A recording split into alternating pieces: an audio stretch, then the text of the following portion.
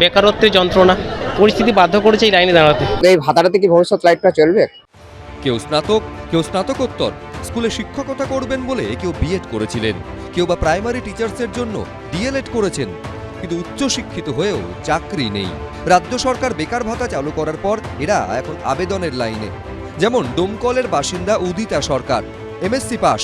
সোমবার যুবসাথী ক্যাম্পে হাজির হন তিনি। দিচ্ছে সরকার, নিচ্ছি, হাত খরচটা উঠবে আর কি। ডোমকলেরই বাসিন্দা নঈম মণ্ডল, এখনো চাকরি জোটেনি, তাই প্রতি মাসে ১৫০০ টাকা ভাতার জন্য আবেদন করেছেন। আমি এমএ পাস করেছি মুর্শিদাবাদ ইউনিভার্সিটি থেকে। এখন আপাতত কোনো চাকরি বাকরি নাই, কিছুটা হলেও যদি সংসারে সাহায্য হয়। মুর্শিদাবাদ থেকে দক্ষিণ ২৪ পরগনার কাকদ্বীপ, একই ছবি। বিশ্বজিৎ মান্না, ইংরেজিতে এমএ ফার্স্ট ক্লাস, কিন্তু এখনো বেকার। MA English first class. কি করেন এখন? Private tutor. এর আগে চাকরির পরীক্ষা দেননি? দিয়েছি, দিয়ে ক্লান্ত হয়ে পড়েছি, আর দিচ্ছি না এখন। যুবসাথী প্রকল্পের লাইনে দাঁড়িয়েছেন বিএসসি পাস, ডিএলএড করা এই যুবকও। 2009-এ পাস করেছিলাম বিএসসি, সেইখান থেকে পরীক্ষা দিয়ে আসছি, কিন্তু এখনও চাকরি পাইনি। খেটে এত পড়াশোনা করা, পরীক্ষায় ভালো ফল করা, কিন্তু তারপরেও বেকার, নো ভ্যাকেন্সি। সরকার মাসে ১৫০০ টাকা দিচ্ছে, টাকাটা খুব প্রয়োজন, কিন্তু বিবেকে বাঁধছে। তাই ছেলের জায়গায় লাইনে বাবা। বিবেকে লাগছে এই হচ্ছে যে লাইনে দাঁড়িয়ে এমএসসি বিএড করেছে, করে বাড়িতে বসে আছে আর টিউশনি করছে, চাকরি বাকরি পাচ্ছে না, যার ফলে যে যা পাওয়া যায় তাই। বর্তমান যুগে কোনো বাবা কি ছেলে বেকার ভাতা নেওয়ার জন্য খুশি হয়? ১৫০০ টাকা পাবে, এতে আরও মানে নেশা ভাঙ বাড়বে, এছাড়া আর কিছুই হবে না। শিল্পটা হলেই আমাদের ভালো হতো, কর্মসংস্থান হলে ভালো হতো। কলকাতায় আবার ভাতার লাইনে দেখা গেল ইঞ্জিনিয়ারিং এর ছাত্রকে। অফকোর্স, হ্যাঁ, যতটুকু হেল্প হয় অফকোর্স। কোচবিহার থেকে কাকদ্বীপ, বাঁকুড়া থেকে মুর্শিদাবাদ, জেলায় জেলায় যুবসাথীর লাইনে উপচে পড়ছে ভিড়।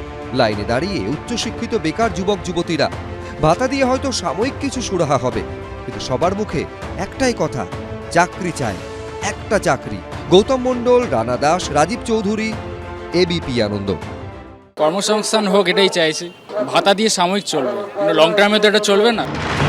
কেউ চাকরির প্রস্তুতি নিচ্ছেন, কারো টিউশন করে দিন গুজরান হয়, কেউ বা অল্প স্বল্প কিছু আয় করেন, কিন্তু স্থায়ী চাকরি এখনো জোটেনি। কবে জুটবে তারও নিশ্চয়তা নেই। এই অবস্থায় যুবসাথীর ১৫০০ টাকার জন্য লাইনে অসংখ্য তরুণ তরুণী।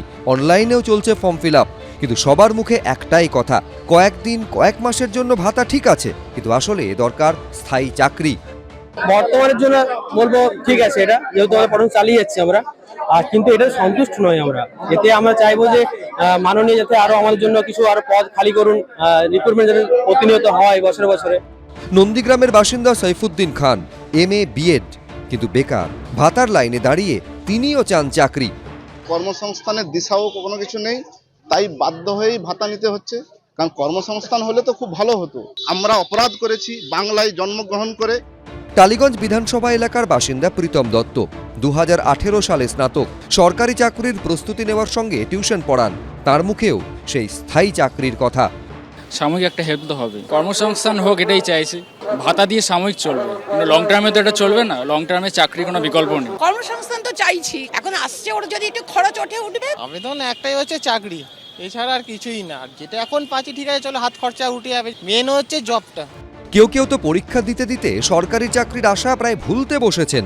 দায় পড়ে এসছে আর কি, মানে এটাতে তো ভোটের আগে যা সন্তুষ্ট করা যাকে বলে, হাতে কিছু ৫০ টাকা বা এরকম কিছু একটা দিয়ে সন্তুষ্ট মানুষ করছে, ভোট চাইছে মানুষের কাছ থেকে। সরকারি চাকরি আশা করছেন না? এই তো সরকারের উপরে কি আশা করবো? সরকারি চাকরি এত ২৬,০০০ ছেলে ইয়ে হয়ে গেল, চলেই গেল, আমরা চাকরি পাবো? কাটোয়ার বাসিন্দা কৃষ্ণা দত্ত, একমাত্র ছেলের জন্য যুবসাথীর ফর্ম তুলতে ক্যাম্পে এসেছেন। বলছেন, বহু চেষ্টাতেও রাজ্যে চাকরি না পেয়ে বাধ্য হয়ে ভুবনেশ্বরে যেতে হয়েছে ছেলেকে।